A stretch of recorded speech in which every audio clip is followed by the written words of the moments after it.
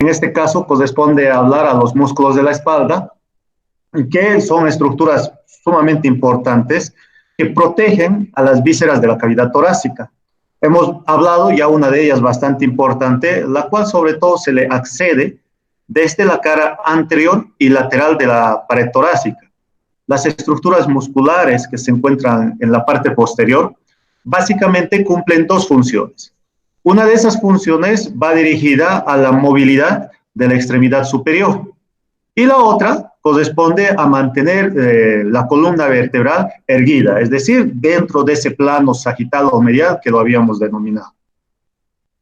En cuanto a los aspectos generales, debemos considerar de que estos músculos de la pared posterior del tórax, o denominado también músculos del dorso o de la espalda, esto depende mucho del autor. Por ejemplo, Kay Moore habla únicamente de músculos del dorso. Como músculos de la espalda lo maneja más Latarjet, y músculos de la pared posterior del tórax habla Testi como Duvier. Lleva la misma denominación, se refieren a lo mismo. Igualmente, todos estos autores dividen los músculos en dos grupos. Un grupo de ellos que son superficiales e intermedios, que lo vemos en este momento acá, que son los músculos extrínsecos.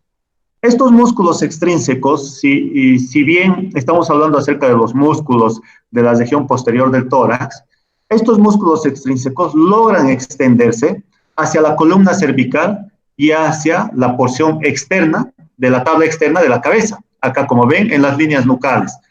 Las vamos a describir uno por uno cuando hablemos de ellas. Tienen esa particularidad y se dividen también en segmentos. Segmento cervical, segmento transverso, dorsal, etc. Vamos a mencionarlos uno por uno. Este primer grupo de músculos extrínsecos igualmente se diferencia del resto de los grupos porque cumple la función sobre todo de movilidad de las extremidades superiores, al igual que cumple algunas funciones sobre aducción y abducción de estas extremidades hacia el plano medio posterior, no hacia adelante, sino este más el plano medio posterior. Por otra parte, el otro grupo de músculos que se encuentra debajo de estos, que es el grupo intermedio de músculos extrínsecos, ya lo hemos descrito junto con pared anterolateral del tórax, y corresponden a los intercostales, los subcostales, que son músculos sobre todo respiratorios.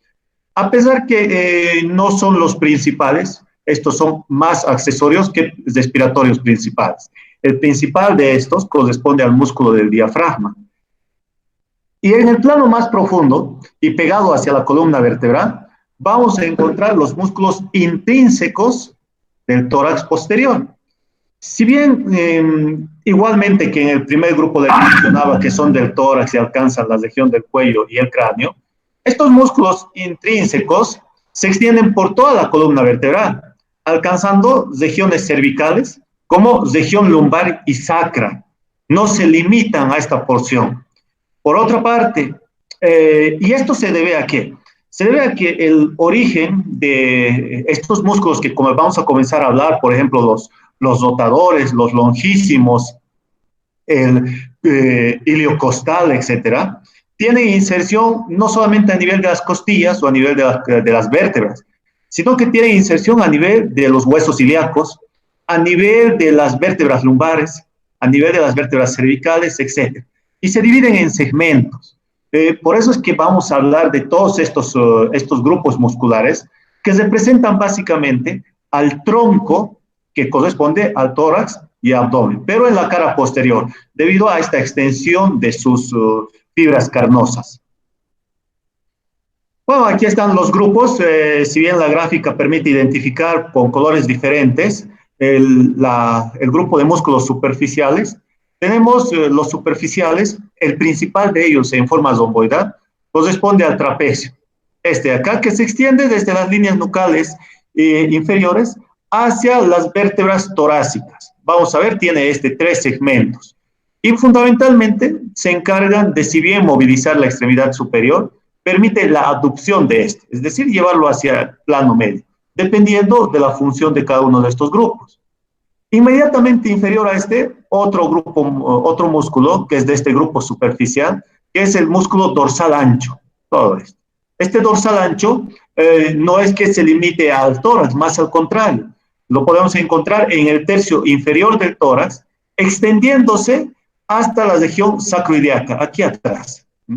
Pero no toda esta estructura es músculo, sino que en la parte central, esto que tiene una diferencia en cuanto a la tonicidad del color, está ocupada por un tejido conectivo bastante denso, denominada la aponeurosis toracolumbar. Retirado estos, vamos a encontrar hacia adentro otros músculos, de los cuales precisamente tenían que haber mencionado ustedes, y ya los conocen, que son los músculos redondo mayor, redondo menor, y en el plano medio, extendiéndose desde el borde medial de la escápula, ya en esta otra imagen lo vemos, que corresponden a los romboides. El mayor ocupa una ubicación inferior y el menor una ubicación superior. Otro de estos músculos que se encuentra en el plano intermedio, pero que se extiende más hacia la región cervical y apófisis mastoides, corresponde al músculo elevador del omóplato. Vamos a comenzar con estos músculos extrínsecos y el más grande de todos ellos, que corresponde al músculo trapecio. Este músculo del trapecio está dividido en tres grupos de fibras musculares. El superior, el intermedio y el inferior.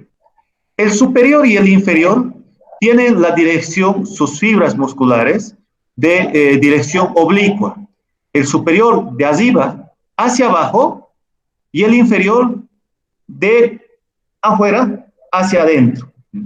Estas fibras son oblicuas, a diferencia de la porción intermedia, cuya trayectoria de sus fibras son en sentido transversal u horizontal. Las inserciones, en este caso no hablamos de un origen y una inserción, vamos a hablar de dos tipos de inserciones. Inserciones mediales o centrales, aquellas que se encuentran aquí en el plano medio, e inserciones laterales o externas. También se las puede denominar inserción distal e inserción axial. Axial porque la columna vertebral representa el esqueleto axial. El lateral también se lo puede denominar inserción apendicular, porque corresponde a la articulación de las extremidades superiores. Ahora, en lo que corresponde a estas tres porciones, tienen diferentes inserciones mediales. Vamos a comenzar con el primer grupo y sucesivamente en esa manera. La inserción a nivel superomedial corresponde a nivel de la línea nucal superior en su mitad medial, acá adentro. Una vez que desciende sobre un ligamento que se encuentra sobre las apófisis espinosas, el ligamento cervical posterior. Sobre esta va a discurrir, sigue la porción superior o cervical del transverso. Sin embargo, a nivel de la apófisis espinosa de la séptima vértebra cervical, en la apófisis prominente, hasta la número 11 de la vértebra torácica, se insertan las fibras correspondientes a las transversas e inferiores oblicuas. Pero todas ellas lo hacen a través del mismo ligamento, en este caso se llamaba cervical posterior. Acá se va a denominar ligamentos supraespinosos, que corresponden a la región dorsal o torácica. No se va a llamar cervical, cambia el nombre en esta parte. Las inserciones que se encuentran en la parte superior de este músculo son mucho más robustas, más gruesas, y corresponden a vainas tendinosas que se insertan en sus apófisis espinosas de estas vértebras, hasta la vértebra torácica número 11. Por otra parte, todas ellas van a converger a nivel del hueso, del omóplato o la escápula. Sus fascículos superiores, o estas fibras superiores oblicuas, van a comenzar a descender hasta alcanzar el tercio externo, la escápula lo vamos a dividir en 3 tercios, en la cara posterior, hasta alcanzar el tercio más externo de este, y un grupo de las fibras va a dirigirse en sentido anterior. Es un pequeño grupo que se mezcla con las fibras musculares del músculo esternocleidomastoideo en el cuello. El grupo medial, que dirige sus fascículos en porción transversa, van a alcanzar hasta la apófisis acromial o el acromión del omóplato. Sin embargo, en el borde posterior de este, a nivel de la espina que se encontraba aquí se ve la espina de la escápula, también se van a insertar ahí las fibras transversales de este músculo. El último de los grupos o haces musculares de este músculo se dirige en sentido descendente hasta alcanzar primeramente el ligamento supraespinoso que discurría por ellos, como también va a terminar a nivel de un conglomerado de tejido aponeurótico, denominada la fascia triangular, acá abajo, que se continúa con la fascia aponeurótica, que dijimos que era esta, y en la otra imagen se ve, acá está, la fascia tóraco-lumbar, esa, va a extenderse hasta esa porción, terminando de mezclarse su porción carnosa con la porción conectiva. Igualmente, un grupo de estas fibras alcanza el borde inferior de la espina de la escápula. ¿Qué función cumplen estas?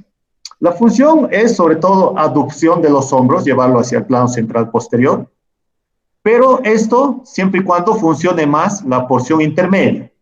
Si la porción superior es la que funciona en mayor grado, va a elevar los hombros, como cuando dan la impresión de no querer hacer nada, levantan los hombros.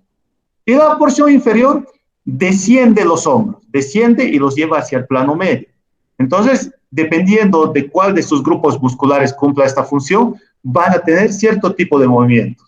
Por otra parte, es un músculo que está inervado no solamente por raíces nerviosas que proviene de los nervios espinales en sus ramos posteriores de la región cervical y dorsal, sino que también es inervado en especial por las ramas anteriores de las raíces espinales cervicales, C1, C2, C3 y C4, y en especial por un nervio que proviene desde el tronco encefálico, que es parte del sistema nervioso central, y corresponde al décimo primer par craneal. Este es el nervio accesorio o espinal. Vean, la fascia triangular es esta que les mencionaba, que se continúa con la fascia tóraco-abdominal, que es esta. El otro músculo que se encuentra inmediatamente inferior hacia el trapecio corresponde al dorsal ancho. Es un músculo bastante potente y la porción carnosa se encuentra sobre todo a nivel lateroposterior. A nivel medial posterior, vean cómo termina su porción carnosa, en una estructura aponeurótica. Esta estructura aponeurótica es la aponeurosis toracolumbar que le sirve posteriormente de inserción. Sin embargo, tiene también una inserción proximal o denominado origen acá arriba, en esta parte. Este sigue siendo el músculo, lo que no está de rojo, sino esto que les estoy señalando. Estoy aquí. Esa porción corresponde a la inserción de las apófisis espinosas de las 6 últimas vértebras dorsales. O también podemos señalar de la torácica número 7, 8, 9, 10, 11 y 12. Tiene esta inserción superior. Va descendiendo y sobre el plano medio, su inserción que es posterior y se lo denomina así porque viene desde la parte anterior, corresponde a la inserción de la fascia toracolumbar o aponeurosis toracolumbar. Es una fascia bastante gruesa, bilaminar. Cuando nosotros la veamos, va a tener una coloración pálido-grasosa, muy dura y resistente. En la parte inferior, este mismo músculo se va a insertar a nivel de la cresta ilíaca, que es en el hueso del ilion o el hueso coxal, básicamente, que está conformado por 3 huesos: el ilion superiormente, el isquion inferiormente y el pubis anteriormente. Se inserta entonces a nivel de la cresta ilíaca, extendiéndose desde la espina ilíaca postero-superior hasta encontrarse con el ligamento supraespinal en el plano medio. Acá. Este es el ligamento supraespinal en el cual se encuentra el dorsal ancho derecho con el dorsal ancho izquierdo. Y en la parte inferior discurre la cresta ilíaca hasta alcanzar la espina ilíaca postero-superior, que está acá. Este músculo permite, en la parte anterior logra alcanzar el tubérculo mayor del hueso, del húmero. Lo que permite hacer es mover las extremidades superiores, colaborando en la rotación y en los movimientos de circunducción, como cuando uno va a nadar, hace los movimientos circulatorios con las extremidades superiores, participa en ello. por lo cual las personas en especial que se dedican a la natación tienen muy bien desarrollado este músculo. Recibe igualmente inervación de raíces espinales de la región torácica inferior y lumbar. Algunas raíces de los nervios intercostales también logran alcanzar esta estructura, sobre todo los ramos comunicantes y colaterales. Un músculo también que es del tórax posterior o del dorso, pero que se extiende desde la escápula hacia la región cervical, es el músculo elevador de la escápula, este que ven ustedes acá. Este músculo básicamente se extiende desde las apófisis transversas de las cervicales, como pueden ver aquí. Particularmente se extiende desde la primera, desde el atlas y el axis. Sin embargo, en algunas oportunidades logra alcanzar hasta la tercera y cuarta. Esto depende mucho del fenotipo de la persona. Aquellas personas, sobre todo, que tienen antecedentes, es decir, que sus familiares eran deportistas, tienen un mayor desarrollo de este grupo muscular. Por eso es que el perímetro cervical, es decir, el cuello, tiende a ser mucho más robusto, debido a la característica de estos músculos. Y bueno, sus descendientes, que son los hijos, tienden a ya nacer con estas particularidades. En sentido transverso igualmente, o perdón, inferiormente, van a comenzar a descender hasta alcanzar el ángulo superior de la escápula. Algunas de las fibras de ellas van a mezclarse con los músculos supraespinosos aquí, alcanzando el borde superior de la espina escapular. Lo que hacen este músculo es un músculo colaborador de la respiración, no es accesorio, colabora durante la inhalación elevando la escápula. Igualmente colabora el músculo trapecio elevando los hombros. Su inervación va a estar determinada por fibras nerviosas que nacen de la médula espinal correspondiente a los cervicales. Acá está esa trayectoria de este ángulo y alcanzan la espina, básicamente el labio superior de la espina.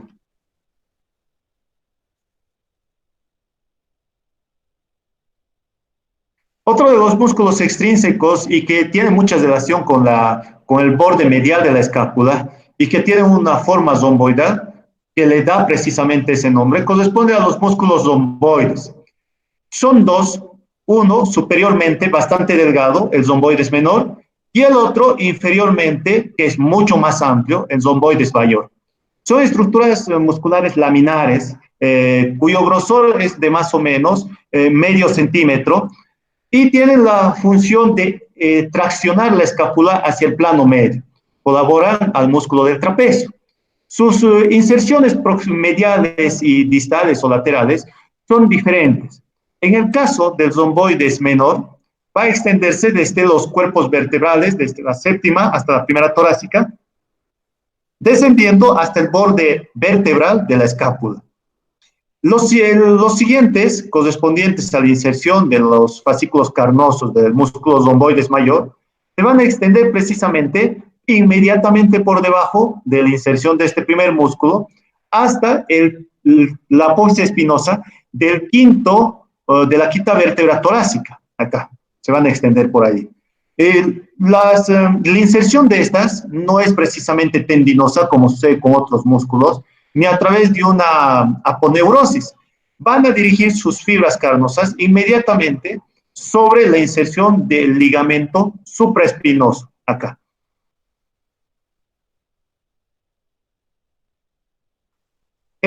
Si nosotros comenzamos a hacer la disección en la parte posterior, se los va a ubicar de esta manera.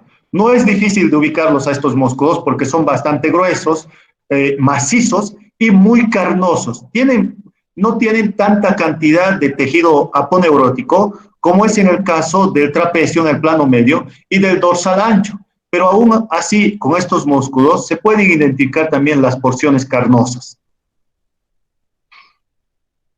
La capa interna muscular del dorso se divide a su vez en tres porciones. Estas porciones, de acuerdo a cuál es la más superficial hasta la más profunda, se dividen en la porción superficial, intermedia y profunda. Cada una de ellas recibe diferente inervación, como también comparten en cierto grado las funciones. Y esta función depende mucho si se produce la contracción solamente de un grupo muscular del lado derecho o del lado izquierdo. Sobre todo cuando es esta contracción unilateral, se producen las rotaciones o las flexiones. Pero cuando la contracción es bilateral de ambos lados, derecho e izquierdo, permiten que la columna vertebral se erecte, es decir, esté recto y mantiene la postura en esa posición. ¿Cuáles son estos músculos? Vamos a comenzar primero con la capa más superficial, correspondiente a los músculos esplenios. Estos dos músculos, aquí el de rojo y aquí el que está de gris, son los músculos esplenios. Se dividen en dos porciones. ¿Por qué? Porque varía el punto de inserción de ambos. Y son el esplenio de la cabeza, el cual va a insertarse a nivel de la ligamento nucal, ¿sí? Ligamento nucal, y también las apófisis espinosas de la séptima vértebra cervical, primera dorsal, segunda y tercera dorsal. Desde aquí se va a extender lateralmente y hacia afuera hasta alcanzar la línea nucal superior, como también la apófisis mastoides. Este corresponde al esplenio de la cabeza, ¿eh? El esplenio de la cabeza. Y se lo denomina así porque en los primeros embalsamientos que realizaban los antiguos médicos griegos, lo confundían con una venda. Daba la impresión que alguien los hubiese vendado y por ese motivo se lo denominó esplenio. Ahora, el esplenio cervical, que es inferior a este y profundo, básicamente va a dirigirse igual desde esta línea nucal, que es la línea o el ligamento nucal se extiende desde la protuberancia occipital externa, discutiendo por las apófisis espinosas de las vértebras cervicales, hasta la prominente, hasta la séptima vértebra cervical. Desde esta misma se va a extender el esplenio cervical hasta alcanzar los tubérculos anteriores, porque son profundos. A ver, no está acá. Los tubérculos acá adentro, ¿ya? Los tubérculos tanto anterior como posterior de las vértebras cervicales 1, 2 y 3, a este nivel. Son bastante pequeñas y cuya función también varía. En caso de que se contraigan, sea el esplenio cervical o el de la cabeza, de un solo lado, va a permitir que se incline al lado de la contracción. Contracción de los esplenios derecho, flexión hacia el lado derecho. La contracción de ambos esplenios permite bajar la protuberancia occipital externa y que la mirada, es decir, la región frontal, mire hacia arriba. Favorece la extensión, pero de la región cervical y craneana. Estos dos músculos corresponden a la capa superficial, que son partícipes de la región del dorso. Ahora, la capa profunda o la capa intermedia están divididas en tres grupos de músculos, de lateral hacia medial. Los más laterales, acá, corresponden al músculo iliocostal. Inmediatamente interno está el longísimo y hacia el plano central el espinoso.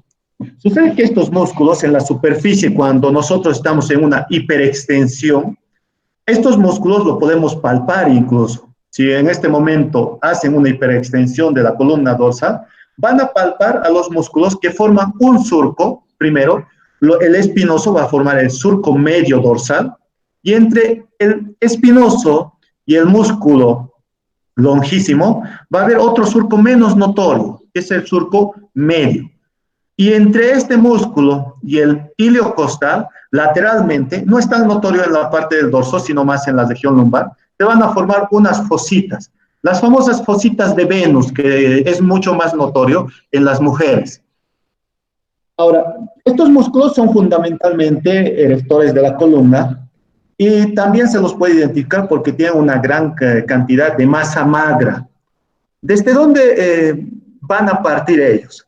Medialmente se extienden acá, todos ellos medialmente se extienden, desde un tendón que va cruzando las apófisis espinosas hasta alcanzar la cresta sacra media, a este nivel de la cresta.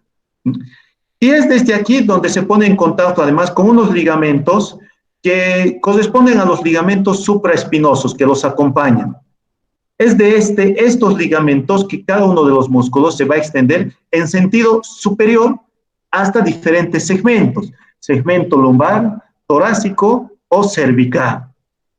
Ahora, comencemos con el iliocostal, que básicamente tiene una inserción más inferior incluso alcanzando la cara interna del hueso ilíaco, acá, y sus fibras ascienden en tres sentidos, hasta alcanzar la región lumbar únicamente aquí, a nivel de la fascia toracolumbar, hasta alcanzar el tórax a nivel de los ángulos costales, acá, como también van a extenderse sus fibras hasta la región cervical, hasta encontrarse con las últimas vértebras cervicales e insertarse en sus apófisis transversas. Este músculo está inervado por los nervios también espinales, de acá de la columna vertebral que van saliendo. Independientemente de dónde salgan, ellos son los que lo inervan, y dependiendo del sector en el cual se encuentran, van a ser las raíces espinales cervicales, dorsales o lumbares. Este músculo, bueno, al igual que en el anterior, si se contraen ambos, van a permitir la extensión. Sin embargo, si solo uno se contrae, produce la flexión hacia un solo lado, es decir, hacia el mismo lado que se está contrayendo. Inmediatamente dentro de este músculo se encuentra el músculo longísimo o longísimo de la columna, bastante largo, muy carnoso este músculo, y tiene también tres porciones, que se va a extender de abajo hacia arriba, comenzando a nivel del ligamento supraespinoso y esta fascia que mencionamos, la toracolumbar, va a extenderse hasta la región también de las costillas. Primeramente va a llegar hasta las costillas, a diferencia del costolumbar o iliocostal, perdón, no se extiende en la región lumbar ni presta inserciones a este nivel, sino que va a comenzar primero con la región torácica. Va a insertarse cerca de la inserción del iliocostal, entre lo que es el ángulo de la costilla, acá entre el ángulo de la costilla y el tubérculo de la costilla. En ese espacio va a insertarse la porción torácica. La porción cervical va a alcanzar a las vértebras cervicales, hasta arriba se va a ir, ¿right? Y alcanza sus apófisis transversas básicamente. La última de las porciones logra alcanzar el espacio que se encuentra entre las líneas nucales inferiores, y esta es la porción cervical. El otro de los músculos correspondientes al plano central o medio, acá, es el músculo espinoso, y es que se llama espinoso porque discurre sobre las apófisis espinosas de todas las vértebras torácicas. Cabe mencionar que este espinoso es muy diferente de otro músculo denominado el semiespinoso, porque solamente se encuentra en la mitad de estas apófisis espinosas. Lo vamos a ver al final ya del tema. También tiene tres segmentos, el torácico, el cervical y el craneal. ¿Sí? La capa más profunda está conformado por un grupo de músculos sumamente pequeños. Este grupo de músculos pequeños corresponde a tres fundamentalmente, y son rotadores, pero rotadores contralaterales, es decir, a la contracción del lado izquierdo, el cuerpo se mueve hacia el lado derecho. Esta es la diferencia con esta capa profunda. Tenemos aquí estos rotadores, como pueden observarlo. El primero de ellos, el semiespinoso, que se diferencia del anterior, del espinoso, son diferentes, y es rotador, a diferencia del espinoso, es flexor cuando se contrae unilateralmente, y cuando se contrae bilateralmente es extensor. Ahora, este semiespinoso es el más superficial, y a pesar que es corto, de todos estos músculos cortos, es el que tiene mayor longitud.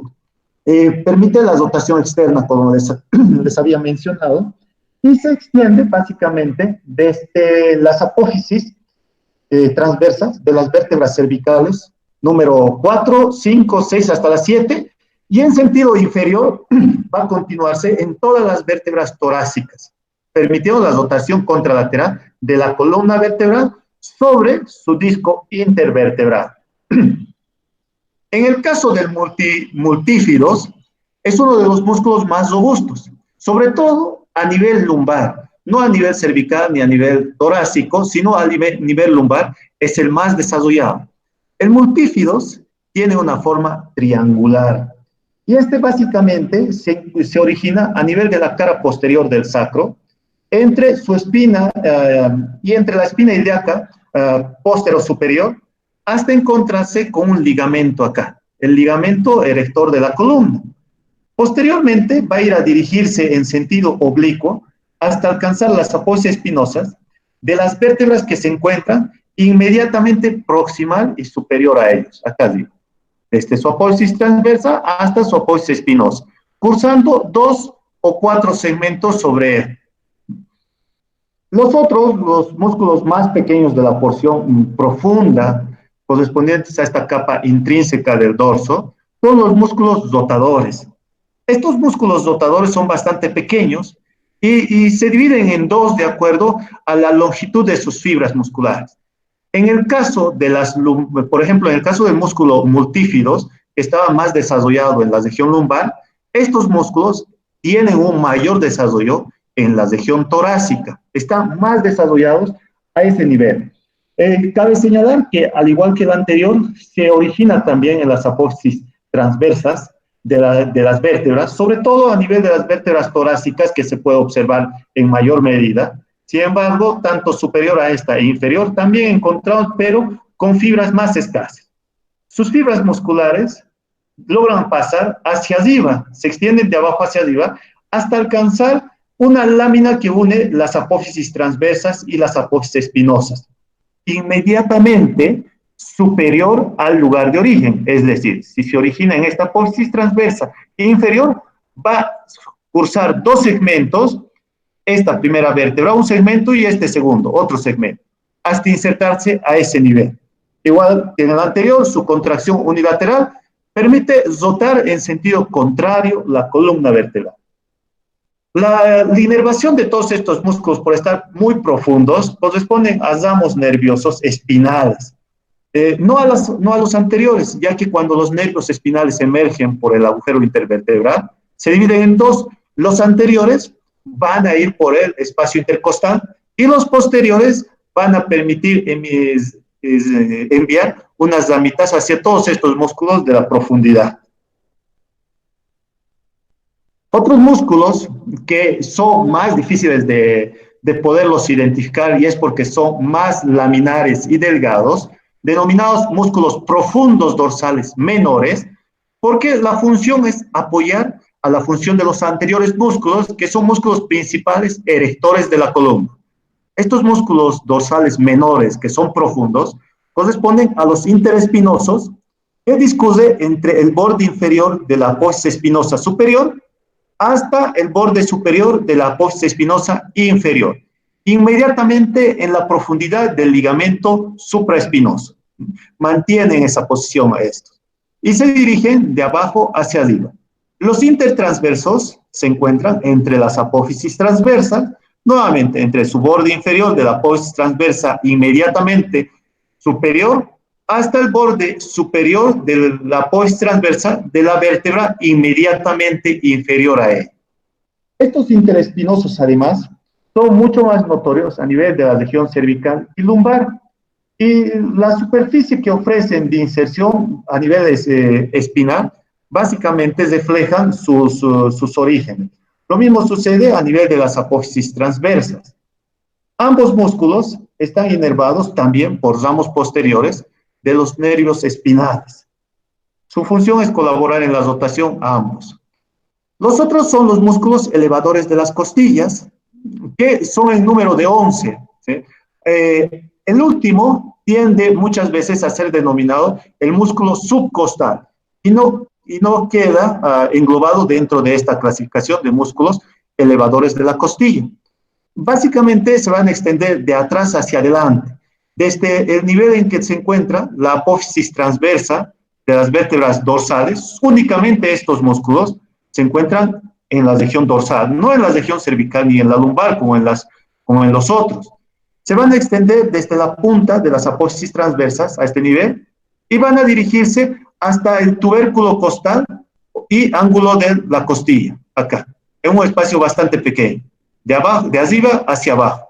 Colaboran en la respiración estos músculos, son accesorios de la respiración básicamente. Sin embargo, también colaboran en la flexión lateral derecha o lateral izquierda a la contracción unilateral. Es decir, si se contraen en el lado izquierdo, van a inclinarse hacia ese mismo lado. ¿Sí? La contracción bilateral obviamente participa en la inhalación.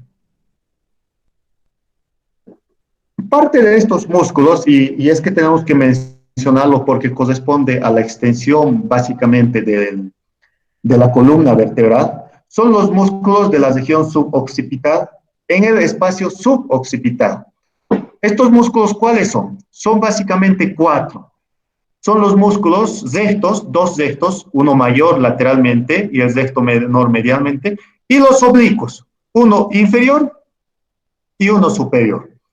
Estos músculos rectos, por ocupar la cara posterior de la región cervical, van a tener otro apellido, músculo recto posterior mayor y recto posterior menor, como también pueden ser denominados recto mayor, posterior y etcétera. Vamos a comenzar primero con los músculos rectos, el mayor y el menor. ¿Estos de dónde provienen? En el caso del recto mayor, tiene una ubicación lateral acá, tiene una forma de embudo, ¿sí? Infundibuliforme, comenzando a nivel de un pequeño tendón que se inserta en la apófisis espinosa de la segunda vértebra cervical, en el axis.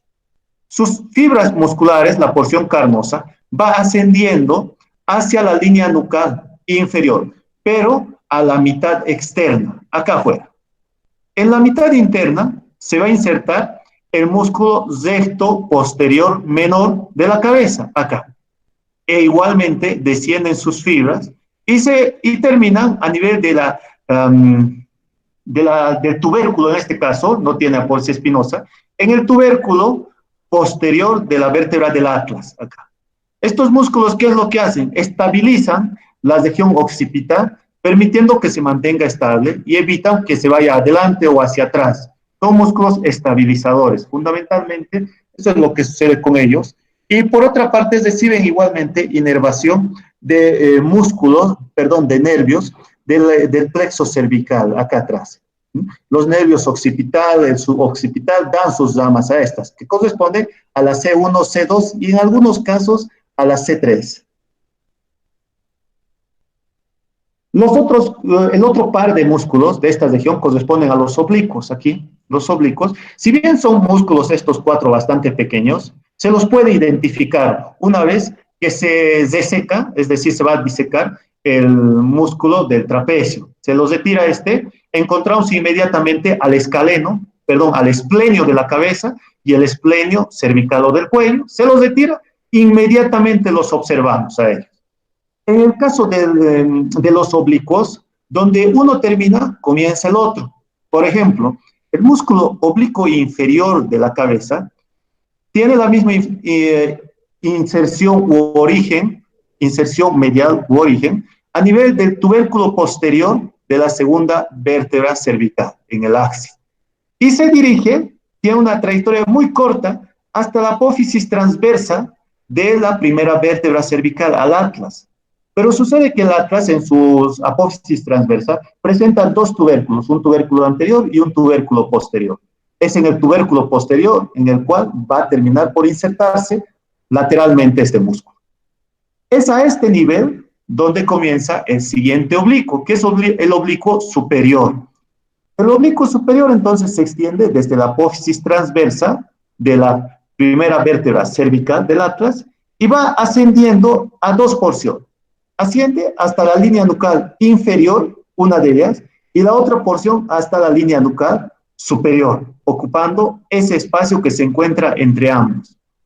También se encargan de estabilizar la cabeza, no solamente en sentido posterior, sino también posterolateralmente. Bueno, todos estos músculos logran agruparse en niveles, como lo hemos visto, y depende de qué nivel se encuentra, van a formar un tipo específico de función. Aquellos músculos que se encuentran en un nivel cumplen una función diferente a la que puedan ubicarse en otro nivel. Por ejemplo, el músculo iliocostal tiene porción cervical, dorsal como lumbar, y los movimientos en cada uno de estos lugares van a ser en 2 segmentos diferentes que en otro de ellos. Lo mismo sucede con el resto de los músculos.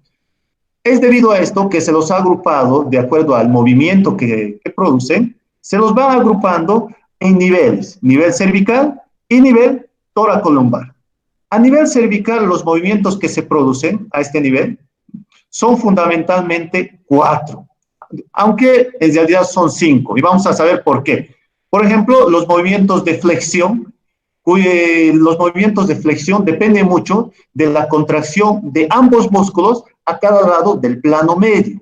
Por ejemplo, el músculo longísimo o el largo del cuello, largo también se lo conoce, que tiene la porción cervical, es el músculo largo del cuello o longísimo del cuello. Si los dos se contraen junto con los escalenos en la parte del cuello habíamos visto el escaleno anterior, posterior y medio, la contracción de ambos junto con el músculo esternocleidomastoideo va a producir flexión de la región cervical, es decir, hacen que la mandíbula alcance la región external. Hacen eso, como cuando les dicen, si ustedes asientan con la cabeza en sentido inferior. Ese tipo de movimiento hacen estos músculos.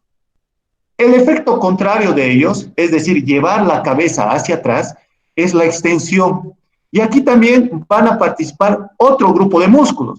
Por ejemplo, el largo del cuello, en este caso, no participa, sino que la complejidad del músculo longísimo es el que va a permitir, en la mayoría de las funciones extensivas, a ser apoyada por el resto de los músculos que se encuentran paralelo a él. Por ejemplo, el semiespinosos, la porción cervical, el iliocostal, también la porción cervical, y los esplenios de la cabeza y esplenios cervical, como el multífidos. Ahora, el músculo más superficial, como es el trapecio, colabora, a pesar que es uno de los músculos más robustos, no es precisamente su función principal, sino que va a colaborar en la extensión de ello. La contracción unilateral, es decir, solo de un lado, del lado derecho o del lado izquierdo, va a permitir flexiones lateral derecha o lateral izquierda. Aquí ya hay dos tipos de movimiento, por eso es que se les señalaba 5 movimientos en lugar de 4. Y en la descripción, acá que ven, solo hay 4, y es que hay un lateral derecho y un lateral izquierdo. En este caso, los músculos que van a lateralizar la región cervical van a corresponder a las porciones cervicales del iliocostal, del longísimo y los músculos que se encuentran en esta zona, como son los esplenios de la cabeza y del cuello, los escalenos anterior, medio y posterior, como también los interespinosos, que son los más profundos y accesorios o músculos menores. Ya encontrándonos aquí abajo en la columna dorsolumbar, otro grupo de músculos son los que van a participar tanto en la flexión, extensión como en la rotación. Y estos se dividen también conforme se produzca una contracción bilateral o una contracción unilateral. La contracción bilateral, fundamentalmente a este nivel, va a producir flexión, como cuando ustedes hacen abdominales, producen ello, pero se acompañan de otros músculos que corresponden al músculo recto anterior del abdomen y al psoas mayor. Y estos músculos lo vamos a conocer cuando hablemos de cavidad abdominal y abdominopélvica el siguiente semestre todavía, esto en segundo.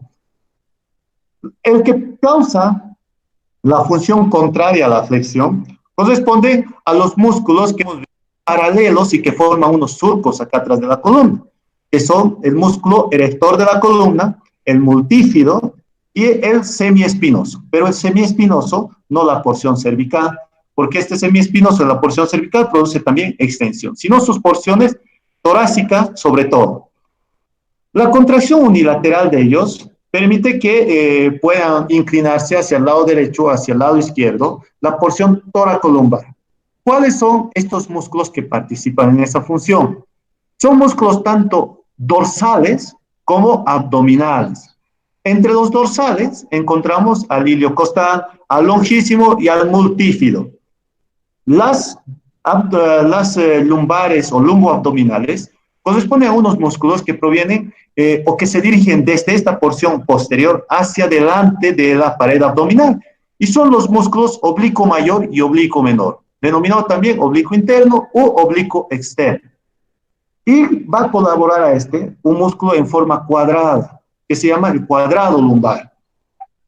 Los rotadores, cabe mencionar ya de manera repetitiva ello, que son músculos rotadores, sin embargo, hacen la rotación al lado contralateral y son apoyados por los otros músculos también a nivel dorsal y lumbar, como son el iliocostal, el multífidos y los oblicuos, tanto interno como externo.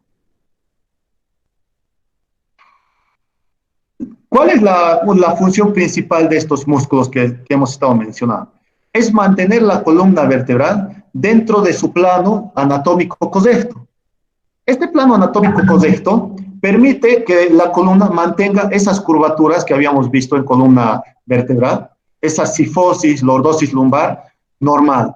Sin embargo, cuando uno tiene esta posición, como ven aquí en la imagen, se inclina hacia adelante, va a ir aumentando la cifosis a este nivel, generando una especie de joroba. ¿Y esto qué repercusión tiene, además de la molestia, de la forma externa que va a desarrollar?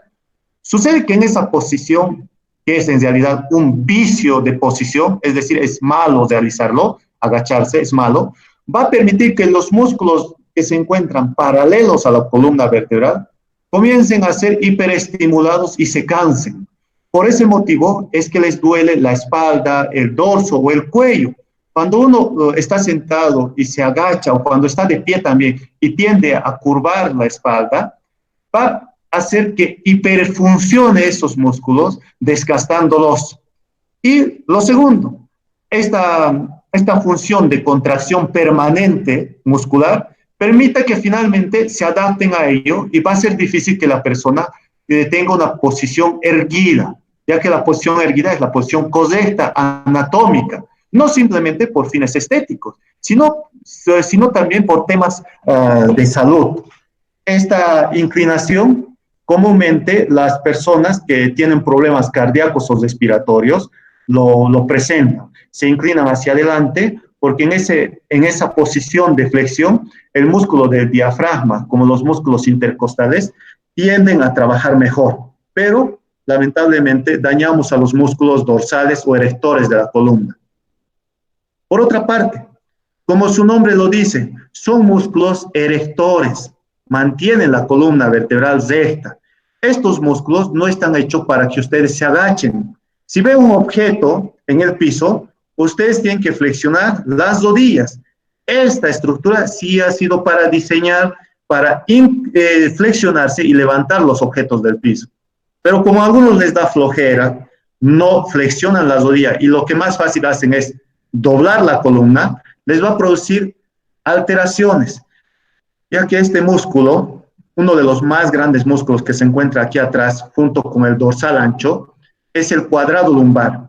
Este músculo del cuadrado lumbar no permite la flexión del cuerpo, es un músculo extensor, y cuando ustedes se agachan a levantar un objeto, lastiman, dañan a este músculo.